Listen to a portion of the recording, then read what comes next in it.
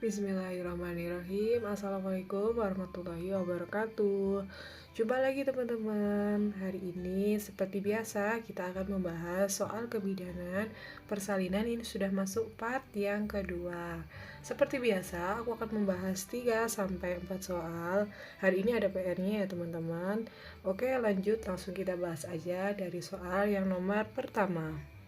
Soal yang pertama, Nyonya K, G2P1A0, umur kehamilan 38 minggu, datang ke puskesmas dengan keluhan kencang-kencang sejak tadi pagi jam 5 WIB.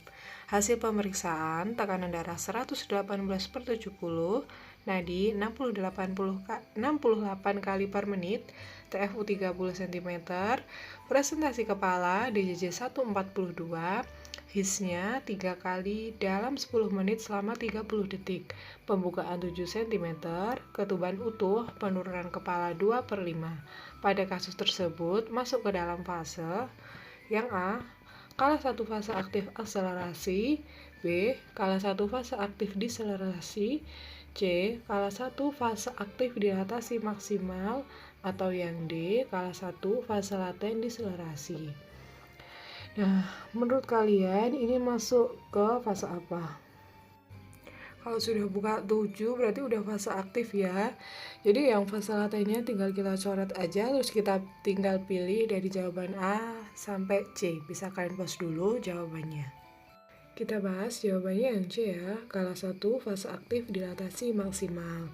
Nah ini nanti ada pembagiannya, dalam kala 1 fase aktif itu nanti ada apa saja. Langsung kita bahas. Dari tahapan persalinan ya, itu kan dimulai dari kala 1. Nah, kala 1 ini dimulai sejak terjadinya kontraksi dan pembukaan sampai pembukaannya lengkap. Kala 1 ini dibagi menjadi 2 fase. Yang pertama, fase laten atau prolong laten pas. Ini dari pembukaan 0 sampai pembukaan 3 cm. Berlangsung 8-10 jam pada primigravida dan 6-8 jam pada multigravida. Nah, ternyata persalinan pada kasus primi dan juga multi ada bedanya ya teman-teman. Berarti bedanya ada di 2 jam ya. Kalau primi 8-10 jam. Sedangkan pada multi 6-8 jam. Berarti tinggal kita kurang 2 aja. 6-8 terus 8-10. Lanjut fase aktif. Nah, fase aktif ini soal yang tadi ya. Ini dibagi menjadi 3. Yang pertama, akselerasi. Ini terjadi dalam waktu 2 jam, yaitu dari pembukaan 3 menjadi pembukaan 4. Setelah itu, dilatasi maksimal. Ini dari pembukaan 4 menjadi pembukaan 9 cm. Yang terakhir, deselerasi. Deselerasi itu dari pembukaan 9 menjadi 10 cm atau pembukaan lengkap. Nah, selama fase-fase ini terjadi kurang lebih 2 jam. Kalau kita singkat bisa jadi A di dash. A-nya akselerasi, D-nya dilatasi maksimal, dash-nya deselerasi. Akselerasi dari pembukaan 3-4, dilatasi maksimal dari 4-9, dan deselerasi dari 9-10. Kesimpulannya, kala 1 itu dimulai dari sejak terjadinya kontraksi sampai pembukaannya lengkap. Nah, kala 1 itu dibagi menjadi 2 fase. Yang pertama fase laten atau prolong laten. Ini jaraknya beda 2 jam. Kalau primi 8-10 jam. Sedangkan kalau multi 6-8 jam itu dari pembukaan 0 sampai pembukaan 3. Ini fase laten. Nah, fase laten biasanya belum masuk ke partograf ya teman-teman, mulai masuk kalau sudah masuk fase aktif. Fase aktif juga dibagi menjadi 3. A di dash tadi, akselerasi, dilatasi maksimal, dan juga deselerasi. Soal selanjutnya, Nyonya B, G1V0A0, hamil 37 minggu, datang ke Polindes mengeluh keluar lendir darah dan kencang-kencang sejak 2 jam yang lalu. Ini berarti udah tanda-tanda persalinan ya. Hasil pemeriksaan 100 tekanan darah 123/70, nadi 70 kali per menit, TFU 30 cm, DJJ 145 kali per menit, HIS-nya 3 kali dalam 10 menit selama 35 detik. Pembukaan 3 cm, ketuban utuh, STLD positif. Nyonya B masuk dalam persalinan fase A. Akselerasi, B. Deselerasi, C. Dilatasi maksimal, atau D. Deselerasi maksimal. Nah, ini udah jelas ya, masuknya ke kala 1 fase aktif. Tapi maksudnya ke yang apa nih? Yang tadi kita bahas ya, bisa kalian kerjain dulu, nanti akan kita bahas jawabannya. Jawabannya yang A, akselerasi. Nah, ini sesuai yang tadi sudah kita bahas, kayak singkatannya, jadi Adidas. A-nya akselerasi dari pembukaan 3 sampai 4, D-nya dilatasi maksimal. Ini dari pembukaan 4 sampai menjadi 9, dan des ini deselerasi, nggak ada maksimalnya ya, dari pembukaan 9 sampai 10. Soal selanjutnya, seorang perempuan G1B0A0 umur kehamilan 39 minggu datang ke PMB pada jam 8 WIB dengan keluhan kencang-kencang teratur sejak jam 5 WIB. Hasil pemeriksaan tekanan darah 120/71, nadi 79, DJJ 145 kali per menit, kontraksinya 3 kali dalam 10 menit selama 35 detik, pembukaan 5 cm, presentasi kepala, selaput ketuban, ini maksudnya utuh ya, bukan minus, penurunan kepala 3/5. Kapan pemantauan DJJ dilakukan lagi? Nah, ini jawabannya kayak sama di partograf itu kan ya, teman-teman. Kalau di partograf kan ada blok-blok kayak kotak-kotak gitu. Nah, setiap satu kotak itu berapa menit coba? Kalau DJJ itu tiap berapa menit kita lakukan pengecekan ulang. Yang A, jam 8 lebih 10, B, jam 8 lebih 30 menit, C, 8 lebih 5, atau D, 8 lebih 40. Ini diperiksanya jam 8 ya. Kita bahas jawabannya yang B, jam 8 lebih 30 menit. Nah, tadi pemeriksaan awal DJJ-nya itu jam 8. Pengulangan dilakukan pemeriksaan DJJ lagi itu selang 30 menit.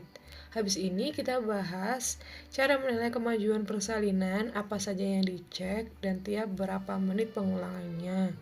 Nah, ini setiap 30 menit yang pertama kita cek DJJ, kontraksi, dan juga nadi. DJJ dikatakan normal dari angka 120 sampai 160 kali per menit. Sedangkan kalau kontraksi dikatakan normal, yaitu terjadi 3 sampai 4 kali dalam 10 menit. Lamanya 40 sampai 50 detik. Nah, kalau nadi normalnya itu dari 60 sampai 100 kali per menit. Lanjut, kalau setiap 4 jam ini yang kita cek yaitu pembukaan, penurunan kepala, tekanan darah, suhu, dan juga urin. Nah, kalau sudah masuk fase aktif, suhu bisa dicek tiap 2 jam. Nah, alat yang biasa kita pakai untuk menilai kemajuan persalinan itu apa, teman-teman? Benar sekali, partograf.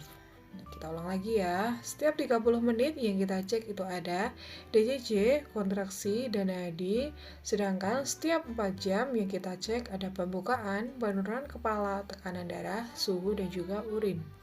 Masuk ke soal yang terakhir. Nyonya L umur 29 tahun, G3P2A0, hamil 38 minggu.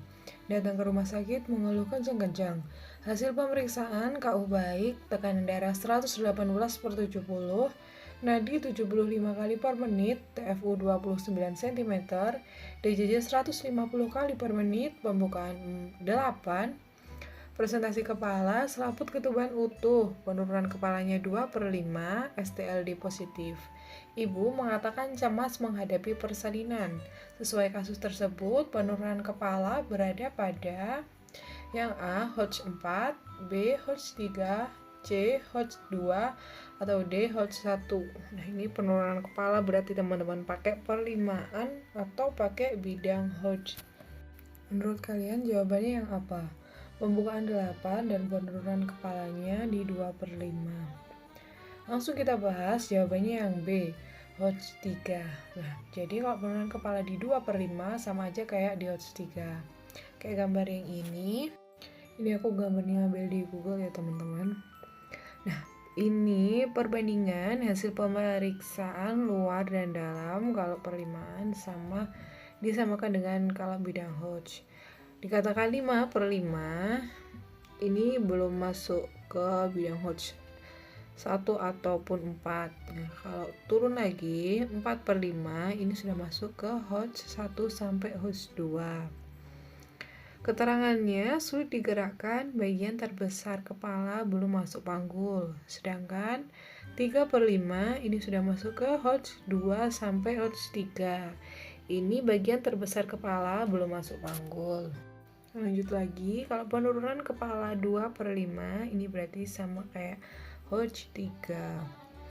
Keterangannya bagian terbesar kepala sudah masuk panggul.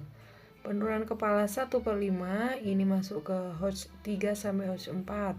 Keterangannya kepala di dasar panggul. Sedangkan kalau penurunan kepala 0/5 ini sudah masuk ke Hodge 4. Keterangannya kepalanya sudah di perineum. Oke, cara gampangnya mungkin aku bisa kasih contoh. Kita bisa nulis angka sendiri ya. Jadi 0, 1, 2, 3, 4, 5. Ini perlimaan kita tulis.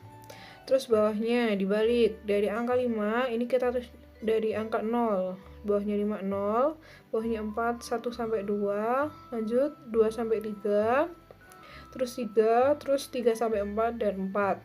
Ini yang atas perlimaan, penurunan kepala perlimaan, dan yang bawah bidang Hodge. Ya udah tinggal kita samain aja berarti. Kalau misalnya soalnya 3/5 penurunan kepalanya berarti ini di Hodge 2 sampai 3. Kayak gitu ya teman-teman. Lanjut lagi, kalau misal soalnya penurunan kepalanya 0/5 berarti ini sudah ada di bidang Hodge 4. Seperti itu ya. Aku harap kalian bisa memahaminya. Dan soal yang terakhir ini buat PR aja ya teman-teman. Pertanyaannya, penurunan kepala berada di dalam Hodge. Nah, ini penurunan kepalanya 4/5. Bisa kalian catat kayak aku tadi ngasih contoh ya. Oke, sekian soal pembahasan kali ini. Ada kurang dan lebihnya. Saya mohon maaf. Wassalamualaikum warahmatullahi wabarakatuh.